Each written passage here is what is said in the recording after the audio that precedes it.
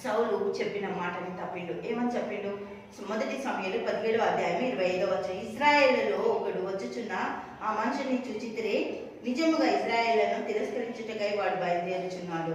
వానిని చంపిన వానికి రాజు బహుగా ఐశ్వర్యము కలుగజేసి తన కుమార్తెనిచ్చి పెళ్లి చేసి వారి తండ్రి ఇంటి వారిని ఇజ్రాయెల్లో స్వతంత్రులుగా చేయనగా, దావీదు జీవముల దేవుని సైన్యమును తిరస్కరించటకి సున్నితులేని ఫిలిష్తుడు ఎంతటి వాడని పరిగెత్తుకొని వచ్చి ఆ గుల్లాతిని చంపడానికి సిద్ధపడ్డాడు. దేవునికి స్తోత్రం.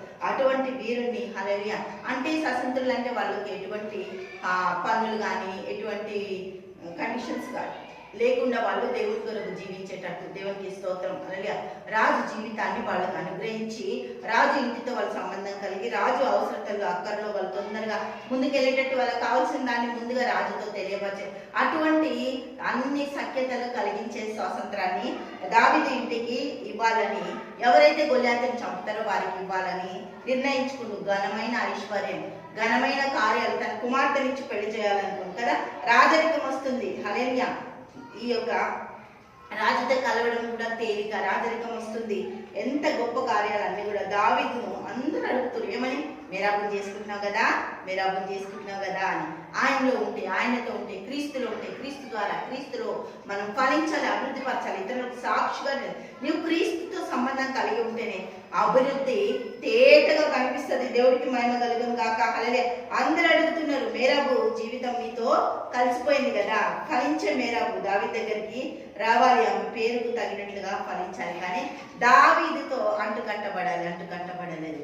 ప్రమాణము చొప్పున మేరాబు దావీదుకు ఇవ్వాలి, కానీ ఇవ్వాల్సిన దావీదుకు భార్యగా కావాల్సిన మేరాబు ఇవ్వలేకపోయిండు సౌలు.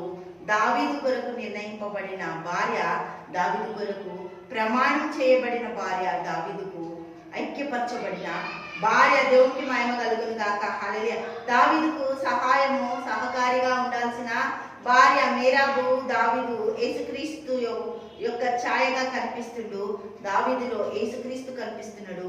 మేరాబు నువ్వు నేను, దేవునికి మహిమ కలుగును గాక, దావీదులో ఫలించాలి, యేసుక్రీస్తులో మనం ఫలించాలి. మేరాబు ఫలించలేదు, కానీ క్రీస్తులో ఫలించాలి. మేరాబు ఫలించాలి అంటే దావీదులో ఐక్యపరచబడాలి. మనం క్రీస్తులో ఎప్పుడైతే ఐక్యపరచబడతామో, క్రీస్తులో మనము చేర్చబడతామో, అదే దేవుడు చెప్పిండు. హల్లెలూయా. నా యందు మీరు ఉండండి, మీ అందు నేను ఉంటాను. ఉంటేనే ఫలింపు దొరుకుతుంది, ఫలింపు లేకపోతే ఏమీ చెయ్యలేము. 18వ అధ్యాయం, మొదటి సమూయేలు 18వ అధ్యాయము 17వ వచనం చూద్దాం.